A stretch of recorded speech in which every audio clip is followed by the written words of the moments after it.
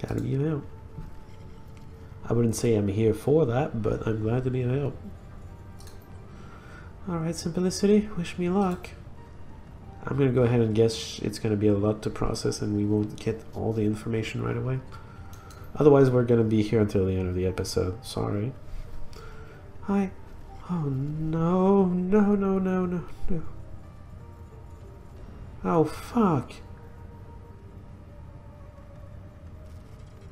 I'm not fully voicing that, but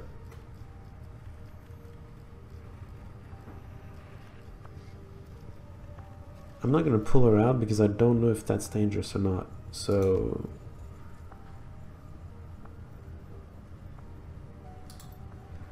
now I remember why I didn't want these anymore. Well, yeah, obviously that's kind of probably that was likely to be the first reaction to this. These are your memories, you can handle them. Not like this, I can't. These are years of bad memories, all let out of the box at once. It's overwhelming and it's horrible and I wanted to stop. I can remember things that happened to friends of mine, to relatives. Things that I watched happen. No.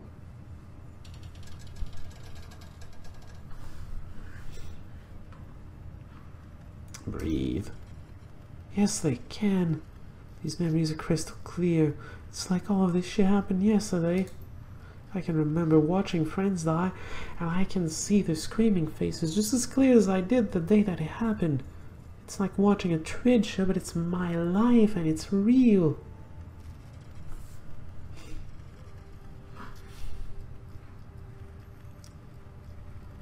Let's try to stay nice. I think so, yes. It'll take time for me to sift through all of this. No shit. I did not call that at all. No. I'll hold on to these memories for as long as I can. Hopefully long enough to reveal something useful. No promises beyond that, though. Just don't turn to drinking or drugs or something to make you forget. Please. I mean, you turned to an amateur doing brain surgery, so I wouldn't put it past her to do something as stupid as drugs if she's done something worse. Thank you. Don't thank me yet. I can still crack in a half an hour, lock away the files. Gotta do my best not to, though. Oh, you can just lock them back up. Well then, that's good. One thing that does jump out at me, Rhombus archived some software up here. It's sitting on top of the memories, all wrapped up like a present. Don't know why he did it, but it looks like a combat package. Why would he have done that? Beats the hell out of me. He put it in there when he locked my memories away, so maybe he was trying to stash it. Or maybe he knew I'd need it one day. It's a basic attack modification, I think. I'm gonna have to study it to be sure, but I think that I can use it. Oh, that's some good news. Yeah, it's all very exciting, but for now, just give me some space, okay? Like I said, it's gonna take time for me to make sense of this stuff. My cell phone is now back to full. Great. Stop flashing at me. It's distracting. I'll give you some space then. Good, go, yeah. Please. Yeah, okay, I'm gonna go talk to your friend, see if she has something to say. Not about the last one, obviously, she wasn't there. You know, the revenge has really been shading now over the past few days, with all the work we've been putting into her. She's starting to feel like a real home. Anyway, enough about the book. Ready for your next lesson, or did you just want to chat? I'm ready for the next lesson, sure. Yeah, that's good. I was hoping you'd want to keep going with this. It's good for you, and I'm kind of enjoying it too.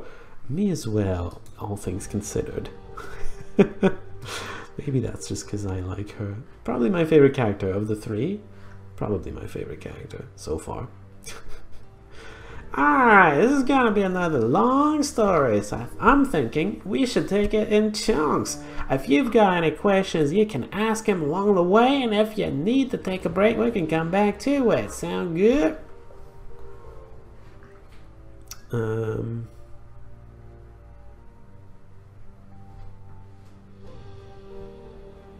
Sure. I was trying to process what she said and then figure out what do I want. Good. So last time I told you about the event that brought an end to my illustrious career as a subcontractor. This time I'm going to tell you about a run that I went on with my regular team. Nitrous team, you mean? Now, this was long before I hooked up with them. Iz was still learning the deck back then. She was good for her age, or she wasn't ready for prime time, and it'd be another couple of years before I'd meet Nigel Auntie Chang. You don't know anyone from the group that I'm talking about. They're all gone now anyway. Oh, did you make another house explode?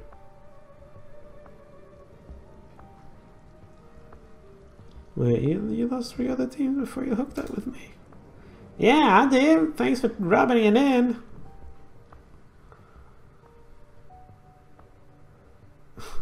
Sorry.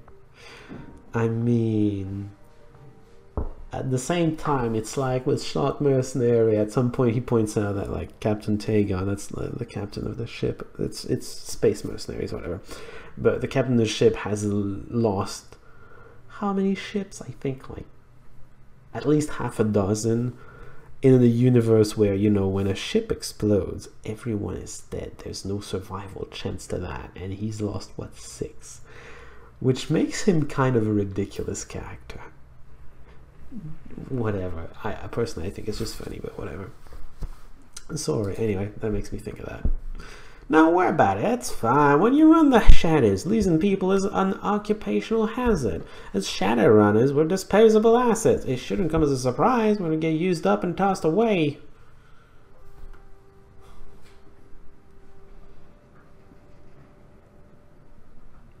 Same way.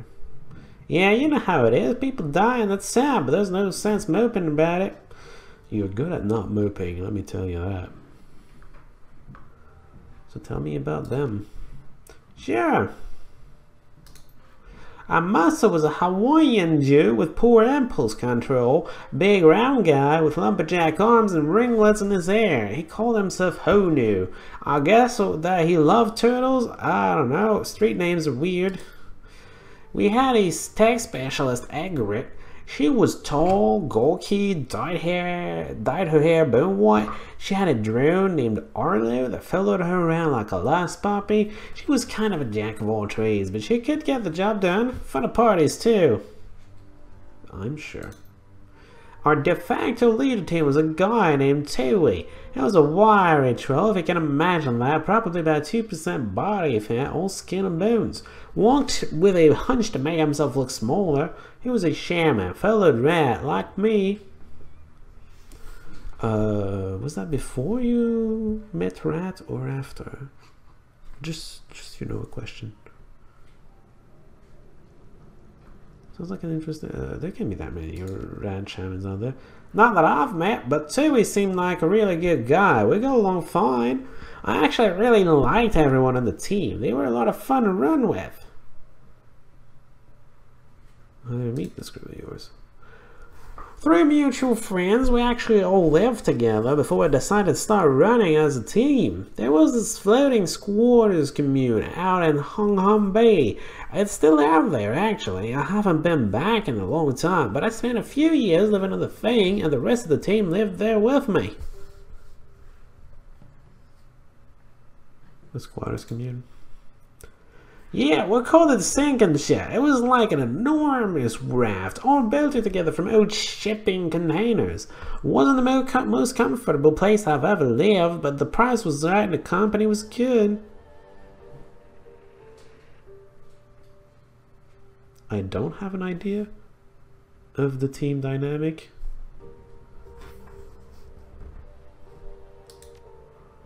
Let's hold off on that for a little bit, okay? I'd like to get through the rest of this story before we spend any more time on the raft. After your lesson's over, I'll tell you whatever I want to know about the commune, but for now, I'd rather not get sidetracked. Fine.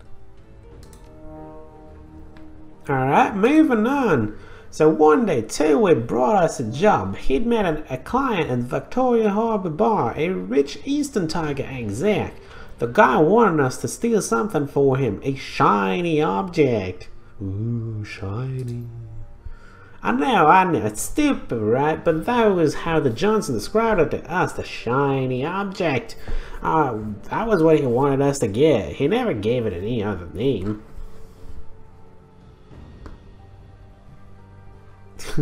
That's pretty funny. Yeah, you can see how the gig would be hard for us to resist. Anyway, the client told us what to look for. He described it as a chunk of red jade about the size and shape of an ostrich egg, with a mirror-polished surface and gold wire inlays. He said it'd have paper charms hanging off on it, few talismans tied with sorcery stuff. We weren't supposed to touch those. The client also told us about the shiny object's then owner, an old hedge wizard turned entrepreneur named Kong Ziyuan. Ziyuan. Sorry, pronunciation is a thing. The hedge wizard. He had the whole wise old sage thing going on. He had the robes, the little hat, the can't smile, on the pièce de résistance, a long wispy beard. He was mean as a snake though, had a rep to prove it. Pièce de résistance, that's French, obviously, with the diacritics and everything. That's beautiful. It's used in cuisine, in cooking. Well, no, more like in restaurants and something. Pièce de résistance, I'm pretty sure it's like the main dish, the main meal. More than that, it's the main plate, it's the main thing, really. That's how it's being used in most sentences when it's being used. Anyway, intel said the old man Ziyuan was keeping the shiny object, one of his warehouses. He had a bunch of them. He'd built himself a nice little empire selling magical paraphernalia through puppet vendors in the Yomate night market. Supposedly a good fifth of the stores in that place were on Ziyuan's payroll. Okay, so kind of magical paraphernalia. Now, pickled regents and mason jars, hermetic scrolls and charms, relics looted from Buddhist temples, crates of old Balinese ring de mass, and fist-sized stones from a great dragon's kidney. Ziyuan sold it all. How he got his hands on it in the first place is anyone's guess. I get the picture. Good, thought you might. We'd cased the warehouse for a couple nights before the run, and we were pretty sure Ziyuan was keeping the payday in the vault area at the very back of the building. But the old man had enough trial protection that we'd have to be sneaky to get in. Get in there. Tui was the one who came up with the plan. We'd split up outside and enter the warehouse in two teams. Team A would create a diversion. Team B would head the vault while security was looking the other way. We'd grab a payday, regroup, and get the hell out of there.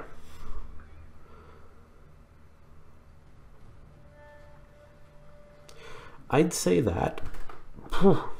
If only because once you run into trouble, it's hard to defend yourself. I'd rather have all my options available with me. They all have a function in a fight. If you divide them in half, all the functions aren't together to deliver the fight. They can probably still work it out, but it's a lot tougher. Anyway, let's just, how did it work out? Surprisingly well, up to a point. Team A, Honu and Egret, circled around the loading dock just like we'd planned. Tui and I waited by the service entrance. We didn't have to wait long. A couple minutes and we heard this ungodly crash and another and another. As it turns out, Egret had rigged into Ziyuan's network of automated forklifts. She had 6 of them running amok on the loading dock, chasing down workers and crashing themselves into anything marked fragile. Sounds like a good time, no shit. I know, right? I wish I could have been there to see it. Agnes' distraction did what it was supposed to do, as Tui and I watched. Most of the try guys at the service entrance abandoned their posts and went hauling off toward the loading dock. A couple guys with baseball bats stayed back, but we handled them with easily enough. We slipped inside and made a beeline for the back of the warehouse where the shiny object was supposed to be. Let me guess, something went wrong. Now, actually, it was there, just like we thought it'd be. The door was open and everything. The shiny object was sitting there in a teak cradle, gleaming with reflected light, just like the client had said. It had a ring of terrorist talismans hanging off of it like grass skirt, and the paper all wrinkled with age. Crinkled, sorry. So the two rats went after the shiny object. Okay. We didn't waste any time. I reached in and grabbed the thing. It felt strange through my gloves. The jade sort of pulsed, as if it had a heart. That sounds ominous. Yeah, tell me about it. I wanted to drop the thing, but it was on payday, so I slipped it into my satchel and said I couldn't get the flap closed quickly enough. The package being secured.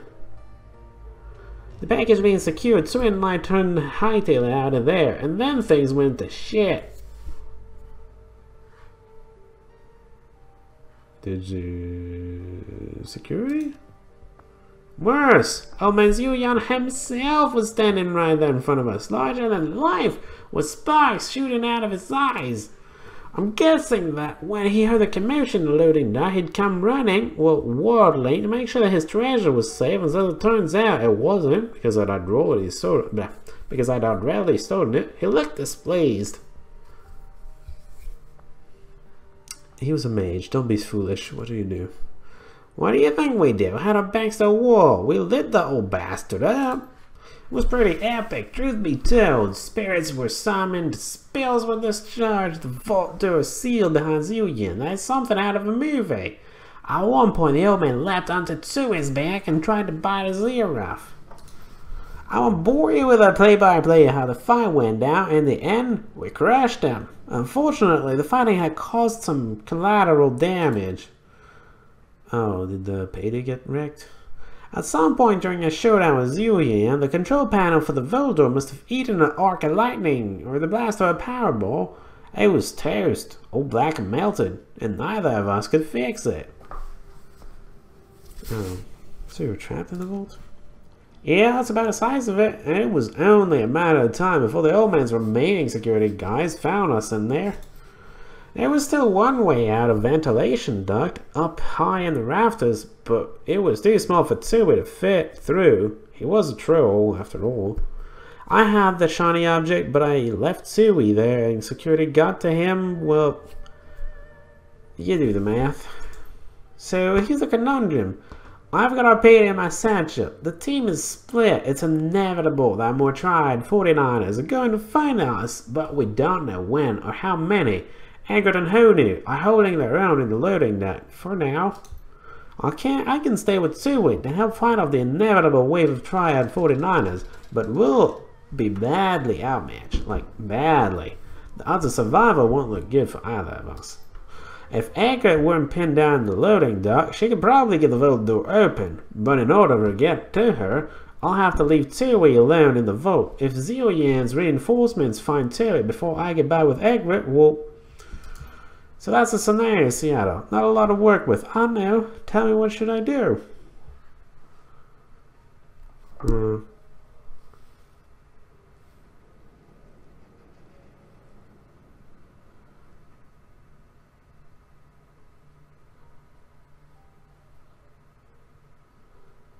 Ford is incredibly selfish. She may or may not have done that. I don't know.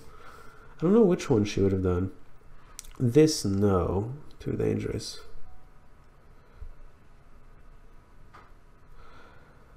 Not that it's the best chance of success, but it's the best chance of actually getting the payday out, getting the mission done. It might not be the best chance of saving Tsui. But yeah, I'd probably go for this. Could have done that, I guess. I might have worked. Of course, it could have gotten Tsui gunned down in a vault too, but in retrospect, that wouldn't have been a huge loss. Anyway, that wasn't what I did. I saw what I thought could be a way to save the days and went ahead and took it. You used the artifact. You are reckless, aren't you? I fished a shiny object out of my bag. I still remember how the Tao's talismans that ringed the thing crinkled in my hands. I remember shrugging, saying, "The hell with it." I put the thing into his bare hands and told him to go nuts. It was almost like Tsui had been waiting for me to pass him the thing. He seemed eager to take it. He hugged that chunk of rock to his chest like a newborn baby. Colors swarmed in the stones and something changed in his eyes. Then old man Zuyon's 49ers breached the door and Tsui unleashed hell. Right, well, what went down in that room? Well, I've only seen that kind of carnage a couple of times in my life, and I've been running the shadows for years. Those triad men were torn to scraps by the end of it. I don't think I'll ever forget the sounds they made. I spent most of the fight huddling up in the corner for my own safety. What Tsui let loose from the stone, they didn't seem terribly interested in discriminating between friend and foe. What did it do? Something like that. Truth be told, I don't know what they were. Like I said, I was hiding, but he couldn't have done it without the shiny object, not in a million years. Whatever they were, the rock brought them here. That's what happened. I waited for things to calm down in the vault and for the things to go slithering away. I think that Tsui had some limited control over them, which is why they didn't eat us. After they were gone, Tsui gave me the shiny object back, I put it in my satchel, and we bailed. I collected the others on the way out. They were blissfully ignorant of what had happened on the other side of the warehouse, and I didn't see a reason to change that. We hightailed it back to the docks and caught the first boat back to the sinking ship. Mission accomplished. Is it? I don't know how the client would react to you summoning things. From what I'm told, people still avoid Zuyon's warehouse like the plague. It's supposed to be haunted even to this day. People who set foot in the building keep turning up dead. I'm pretty sure I'm the only living people who knows why. You're one of the only living people. Anyway, that's it. Lesson's over. If you've got any questions, go ahead.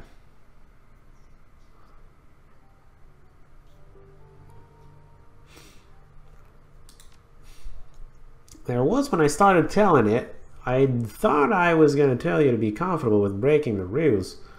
Don't think I'm going to say that now, though. I'm not feeling it anymore. Why not? They didn't stay that way for long, but let's leave that for next time, huh? I don't want to get into it just now. Can you tell me more about it? Yeah, sure, the story's over, so we can get into that. I moved onto the sinking ship when I was just a kid. I think that I was 12, maybe 13 years old at the time. In the beginning, it was just me and a couple of rat shaman friends, Cadmus and Malvina. They were older, but they were always cool to me. Well, I mean, they're rats, right? Is that all the criteria that went into that? Is it typical for us to do that? Not terribly, no. I mean, we have lodges, as any other group of shamans. You can usually find a few of us hanging out in those. I guess that there was just something special about our little group, or maybe about the sinking ship. We liked it. We felt at home there. Usually rats leave sinking ships, but, you know, it was only a metaphorical sinking ship, I guess. They hadn't heard that the sinking ship was well stacked and provisioned when we, found it either, and don't look at me like that. I was abandoned when we took it. There was a team of Shadowrunners that had lived on the thing before us, but they hit it. They bid it on a job. Cat and Mal heard the knock of opportunity, and they claimed the raft for rat in record time. Taking over the sinking ship wasn't an easy job. Mind you, the previous owners had installed traps and automated defenses all over the raft. Cat had his hands full with those for a month. You know, what kind of traps are we talking about? The usual stuff, explosives, pop turrets, that kind of thing. Cat and his sister Yasmin took care of most of it without too much trouble. The biggest problems were the scattering charges. The runners who built the raft had installed these explosives all along the perimeter that had ripped the bottom out of the thing if it were ever seized by the police. The explosives were tricky to deal with. Cat was able to disarm them, but he had to leave them where they were. It was always just slightly uncomfortable, knowing that I was sleeping on top of a couple 100 pounds of dormant explosives. Well, I can't blame you there. Hey, like I said, it was free. There weren't really even any rules to follow, which suited me. Malvina was sort of the leader of our little nest, but we never really listened to her. She was always trying to play the mom card, and instill a sense of responsibility into us. It was cute. She did have a propensity for getting things done, though. I'd have to give it that to her. Anyway, after a few months, other people started showing up. Squatters, homeless people, Shadowrunners, all sorted crazies. As long as they stayed cool with us, we were cool with them. Eventually, it became a community. Imagine that. Do you think you got here because of there? I don't know, maybe. I never really thought about it before, but yeah, maybe. I guess that I'm a water rat now. That's not a thing that exists.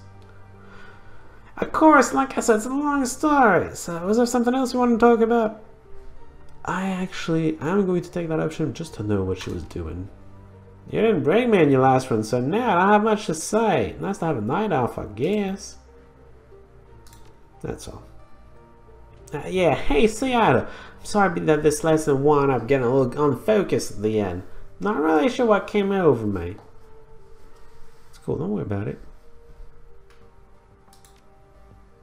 Well, I still feel bad about it, so look, I'll make you a deal. Your next lesson will definitely be on point, and I'll tell you what it's about up front. No more question and answer sessions. How does that sound?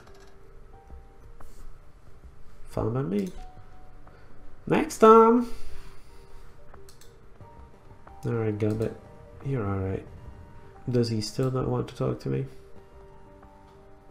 Yeah. Well, sucks to be you too, then. I think I'll accept the mission. I don't care which. I don't want to talk to this guy. I'm never bringing him anywhere, so I feel bad. So I don't want to talk to him. New messages maybe? Oh, Jesus, really?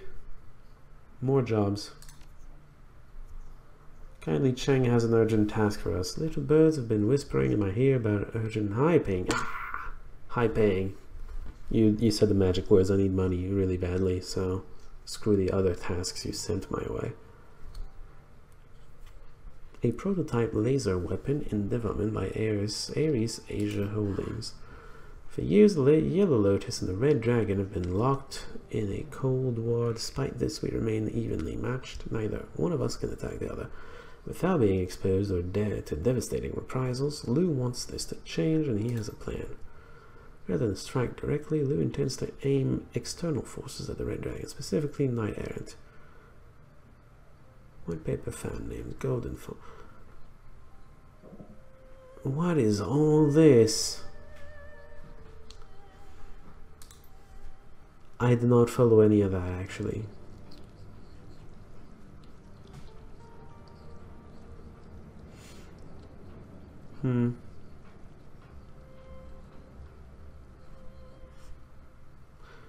Buy golden fong and make quite a bit of Buckaroo tied to the arrangement.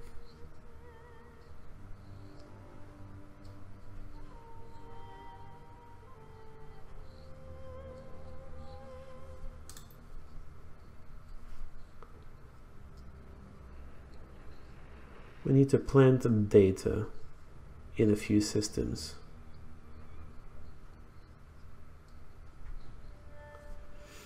Heavier touch.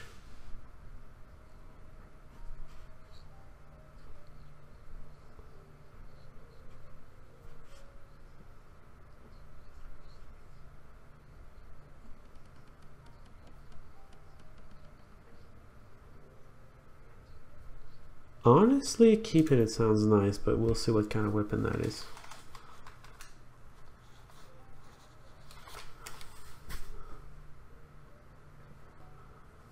Huh, deeper into the thing.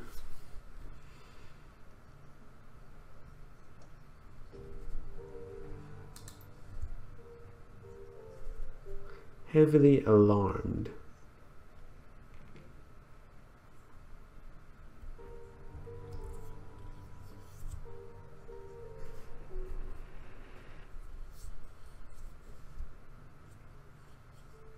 If you're not up to fast talk or whatever, be prepared to shoot your way in. I never have the perks for fast talk, I'll be honest. It's okay though, I can shoot my way in.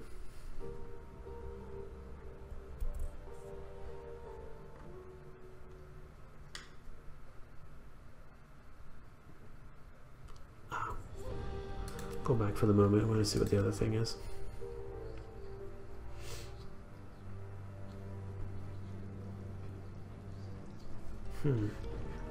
What is it that you want? Chung Sing Roostalo. It's a red pearl from a small triads here in Hong Kong. The easy money king. Ah. So we need to damage him. The Shangri-La restaurant in Aberdeen. Elite establishment. Okay. A particularly brutish enforcer known as the Talon. Ah, we need to attack him when he's well protected. That's very kind of you.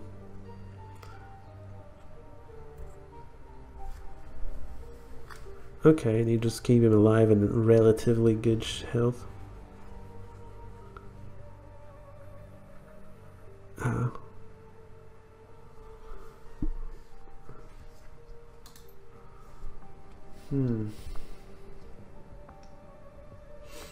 The Talon could put up a fight though. That sounds like an interesting fight, I'll be honest. Thank you, Chang. Jobs accessory, all pending jobs. I have many. The urgent task is urgent, so I'm thinking I'm gonna take that. What's attending a party again? Artifact liberation, restaurant job, tormenting sabotage. I forget what all of this is. I think this is what she wants me to go see her about. I don't know. Do you ever really lose a job if you don't do it in time? I'm gonna go for this one because it sounds like I will. Take the run. Very well. Steel arm loose sends his regard and bids you good fortune and plentiful ammunition. Dramatic kit. Apparently I've been very profitable to her. I don't know how. I did one mission for her. Anything happening over here? Probably. We slipped. Oh my god. What time is it? Yeah, I have to end it. You know what? Next time we're gonna read forums. Yay. Possibly talk to people about dreams because we slept. I think maybe I shouldn't sleep between every mission. It might move the thing forward a little. I'll try to avoid that. Anyway, next time, I guess we're reading forums and doing other things. Maybe going on a mission. Hopefully, I've gone through most of the talking already, and we can get started on the mission. That would be great. Until then, see y'all.